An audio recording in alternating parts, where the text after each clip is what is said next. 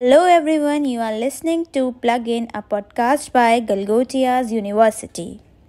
तो आज हमारे साथ मौजूद हैं पूजा जी, जो कि एक हॉस्टल वार्डन है कासाबेला गर्ल्स हॉस्टल की, जो कि ईजेड स्टेज के अंडर आता है। ईजेड स्टेज एक बहुत बड़ी कंपनी है जिसके अंदर और भी कई हॉस्टल्स आते हैं। तो एक बिल्डिंग है जिसका नाम है कासाबेला गर्ल्स हॉस्टल। ये एक अकेली वार्डन है जो 300 लड़कियों को संभालती हैं, which is a big task, और इसके लिए मैं मैम को अप्रिशिएट करूँगी। तो मैम, हम स्टार्ट करते हैं। तो मेरा पहला क्वेश्चन ये है कि आप हॉस्टल वार्डन का वर्क क्या होता है? नमस्कार। तो आपने मेरा इंट्रोडक्शन तो दे ही दिया है जी। तो मैं आपके सवाल से शुरुआत करती हूँ। तो आपका सवाल था कि एक हॉस्टल वार्डन का वर्क क्या होता है। हाँ जी। तो अगर बात करी जाए कि एक नॉर्मल हॉस्टल का क्या वर्क होता है हॉस्टल वार्डन का, तो मैं बताना चाहूँगी इस चीज़ में कि जो हॉस्टल का जो एक मेंटेनेंस होता है ना, वो प्रॉपर बना के रखना चाहिए। क्योंकि किसी भी हॉस्टल के अंदर का एक मेंटेनेंस बना के रखना बहुत ज़्यादा ही ज़रूरी होता है। और दूसरी चीज़ मैं कहूँगी कि एक हॉस्टल का अच्छा एनवायरनमेंट, हाँ जी, अच्छा बिहेवियर और डिसिप्लिन, ये बहुत ज़रूरी चीज़ें हैं एक हॉस्टल के अंदर जो बनी रहनी चाहिए, है ना। तो ये कुछ चीज़ें हैं जो कि होनी मस्ट है एक हॉस्टल के अंदर। ओके।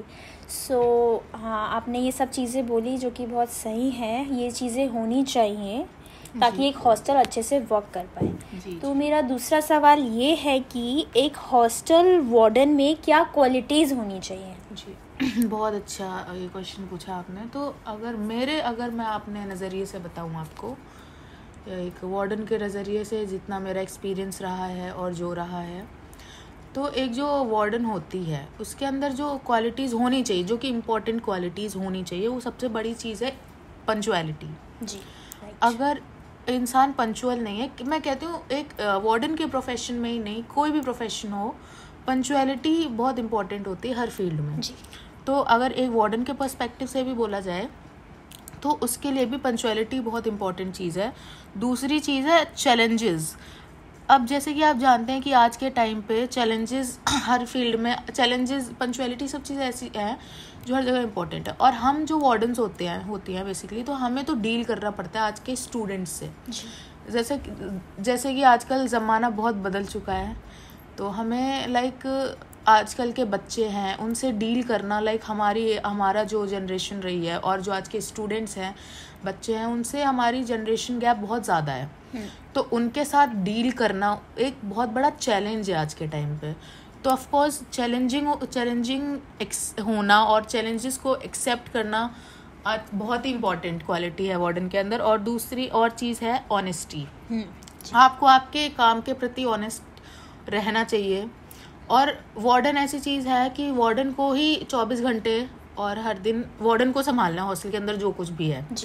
तो हॉस्टल के अंदर जो भी चीज़ें हैं उसको वो अपनी पूरी ऑनेस्टी के साथ करे और करना चाहिए, ताकि हमारे जो भी डायरेक्टर्स वगैरह हैं उन्हें हम पर डाउट ना हो, या कोई भी उन्हें हम पर ऐसी चीज़ ना रहे कि ये वार्डन गलत तरीके से काम कर रही है। और एक जो मेन काम है, हर काम टाइमली होना चाहिए। टाइमली वर्क होना बहुत इम्पोर्टेंट है। जी। हाँ मैम, आपने ये सब सही बोला। ये एक हॉस्टल वार्डन में ये सारी क्वालिटीज़ होनी ही चाहिए, तभी एक हॉस्टल वर्क कर पाएगा। तो आगे बढ़ते हैं। मेरा नेक्स्ट क्वेश्चन ये है कि आपने यही प्रोफेशन क्यों चूज़ किया, कि आपने क्या समझा कि आप एक अच्छी हॉस्टल वार्डन बन सकती हैं? देखिए, जैसा कि मैंने आपको पहले बताया है कि आज की जनरेशन से डीलिंग पावर होनी बहुत इम्पोर्टेंट है। बिल्कुल। तो मैं इस चीज़ में ये कहना चाहूँगी कि मेरे अंदर मुझे ऐसा लगता है कि मैं आज के बच्चों से, या जो भी चीज़ है, मेरे अंदर एक डीलिंग पावर है। एक मेरे को डील करने का तरीका आता है, बच्चों से कैसे डील करना चाहिए, कैसे क्या है, जो कि इस प्रोफेशन में सबसे ज़्यादा इम्पोर्टेंट चीज़ है। क्योंकि आजकल के बच्चों से डील करना बहुत ही नॉर्मल चीज़ नहीं है। हर कोई डील नहीं कर सकता है। बहुत ही ज़्यादा कह सकते हैं कि थिंकिंग डिसमैच होती है, बहुत ही चीज़ें अलग होती हैं। हमारी जनरेशन है और जो भी आज की जनरेशन है, उससे बहुत अलग अलग चीज़ें होती हैं। तो उस चीज़ से डील कैसे करना है, वो क्वालिटी मेरे अंदर है। हर बच्चे को किस तरीके से क्या चीज़ समझानी है, हॉस्टल के प्रति कैसे डिसिप्लिन बना के रखना है, और ये सब चीज़ें बना के कैसे उन सबको बच्चों को प्रॉपर तरीके से मेंटेन करके वो सब रखना, इसलिए मैंने ये बेसिकली प्रोफेशन चूज़ किया है बस। और ओके मैम। या तो मेरा नेक्स्ट क्वेश्चन ये है कि आपका एज अ हॉस्टल वार्डन कितना एक्सपीरियंस रहा है? तो अगर मैं आपको अपने एक्सपीरियंस के बारे में बताऊं जी। तो यहाँ से पहले मैंने कुछ 7-8 साल लगभग मैंने देहरादून में काम किया है इसी प्रोफेशन में, वार्डन प्रोफेशन में। देहरादून में भी एक कॉलेज था, एक यूनिवर्सिटी थी जिसका मैं नाम नहीं ले सकती, बट मैंने वहाँ पे 7-8 साल काम किया। और वहाँ पे मेरे अंडर 3-4 ब्लॉक्स आते थे, क्योंकि वहाँ पे जो वहाँ के एम्प्लॉयज़ और जो भी उसमें वर्क करते थे एज वार्डन या जो भी वो वर्क करते थे, तो वो लोग कोविड का टाइम आ गया था, उस समय उन्हें हटाना पड़ा था वहाँ से। तो कुछ इश्यूज़ थे उनके, अपनी फैमिली इश्यूज़ भी थे और कुछ बाकी उनके जो भी इश्यूज़ रहे हों, तो फिर उस दौरान वो जो 3-4 ब्लॉक्स थे वो मेरे ही अंडर आ गए थे। अब पर बिल्डिंग कंटेन करती थी ऑब्वियसली 300 बच्चे तो होते ही है एक बिल्डिंग के अंदर, तो 200 से 300 बच्चे ईच बिल्डिंग में थे। तो उन सब बच्चों को झेलना, उन सब से डील करना, तो वो सब चीज़ें हैं। तो मुझे एक एक्सपीरियंस हो गया था कि अब बच्चों से किस तरीके से डील करना है। तो मेरी इस प्रोफेशन में डीलिंग पावर अगर देखी जाए इसीलिए तेज़ हुई है क्योंकि मैंने काफ़ी बच्चों को संभाला है, उनसे डील किया है। तो ये मेरा इस फील्ड में एक्सपीरियंस भी अच्छा खासा है। तो यही मेरा एक्सपीरियंस है इसमें। ओके मैम, तो मैं नेक्स्ट ये पूछूंगी कि एक हॉस्टल वार्डन होने के आपने बहुत सारे कॉम्प्लिकेशंस फेस किए होंगे, तो जी। ऐसी कोई कॉम्प्लिकेशन जो आपने फेस की हो?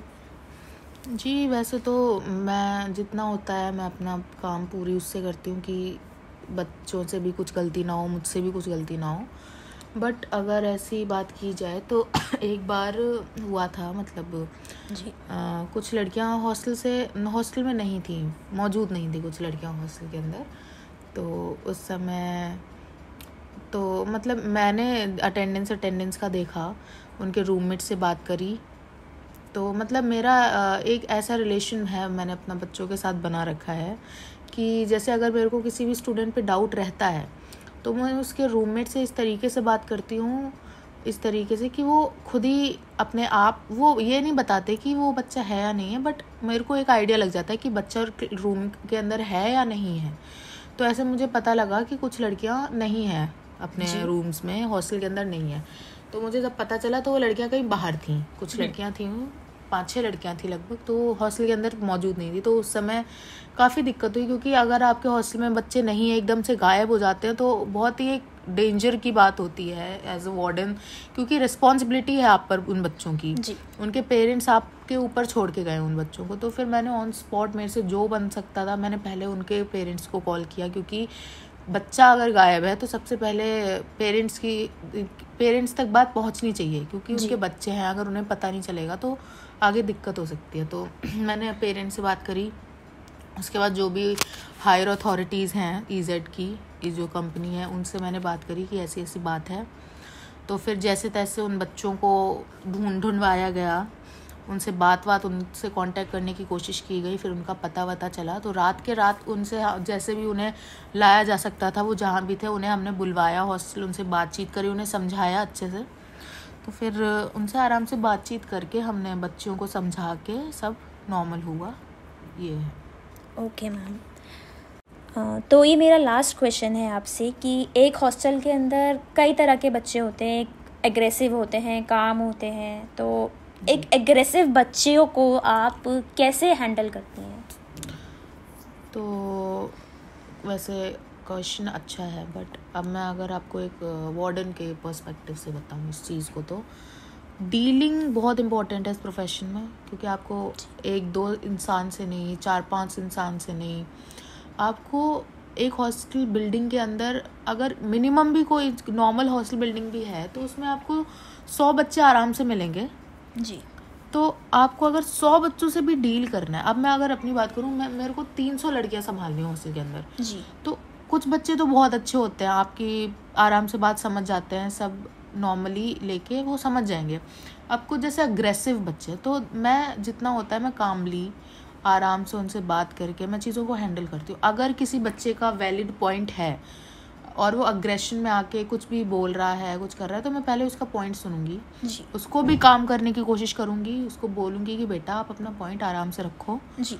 अगर आपका पॉइंट वैलिड होगा तो मैं सुनूंगी और उस चीज़ पे आपको सही भी बोलूंगी। अगर आप गलत हो कहीं और आपका पॉइंट ही बहुत ही ज़्यादा इररेलेवेंट है, मुझे समझ में नहीं आ रहा है और जो कि गलत है, तो मैं उसमें आपको सिर्फ गाइड कर सकती हूँ, आपको समझा सकती हूँ जी। कोई भी बच्चा हो उसको मैं सिर्फ समझा के, उसे बता के, क्योंकि यहाँ पे मैं वार्डन हूँ और वार्डन कोई भी हो, वार्डन अगर हॉस्टल में रह रहा है तो बच्चों को संभालने का काम होता है बेसिकली वार्डन का।